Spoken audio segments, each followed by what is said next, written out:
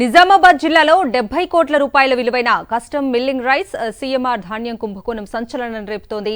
బోధన్ నియోజకవర్గంలో సుమారు 35,000 మెట్రిక్ టన్నుల ధాన్యాన్ని రైస్ మిల్లర్లు ఎవరికీ అనుమానం రాకుండా పక్కదారి పట్టించారు. బోధన్ బీఆర్ఎస్ మాజీ ఎమ్మెల్యే షకీల్ బంధువులకు చెందిన మిల్లుల్లో పౌర సరఫరాల శాఖ అధికారులు దాడులు నిర్వహించడంతో ధాన్యం కుంభకోణం గుట్టు రట్టయింది. ఆకస్మిక దాడులు నిర్వహించిన అధికారులు రైస్ మిల్లుల్లోనే కోట్ల రూపాయల ధాన్యం మాయమైనట్లు గుర్తించారు. ధాన్యం బియ్యము కనిపించకపోవడంతో పోలీసులకు ఫిర్యాదు చేశారు. వెంటనే కేసు నమోదు చేసిన పోలీసులు విచారణ కొనసాగిస్తున్నారు.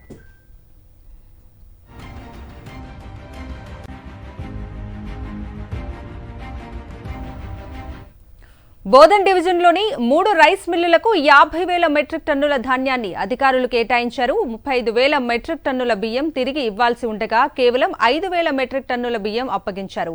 మిగతా 30,000 మెట్రిక్ టన్నుల ధాన్యం ఎక్కడికెళ్లిందన్న ప్రశ్నలు ఉత్పన్నమవుతున్నాయి. 2021-22 రబీ, 2022-23 ఖరీఫ్ సీజన్లకు సంబంధించిన బకాయిగా అధికారులు తేల్చారు.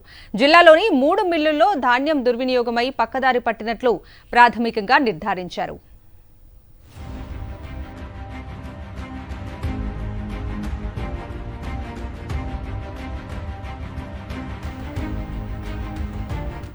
ఈ వ్యవహారంలో మాజీ ఎమ్మెల్యే షకీల్ బంధువుల పేరిట ఉన్న మిల్లులు కూడా ఉన్నట్లు సమాచారం.